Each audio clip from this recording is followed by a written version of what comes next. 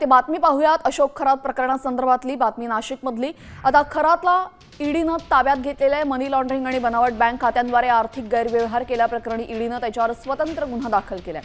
नाशिक मध्यवर्ती कारागृहातनं त्याचा ताबा घेऊन ईडीचं पथक त्याला घेऊन मुंबईकडे रवाना झालंय। आज त्याला मुंबईमधील पीएमएलए न्यायालयामध्ये हजर केलं जाणार आहे। आपल्यासोबत आमचे प्रतिनिधी अभिजित सोनावणे जोडले गेलेले आहेत। अभिजित, अखेर ईडीनं खरातचा ताबा घेतलेला, या पुढची कारवाई कशी होईल?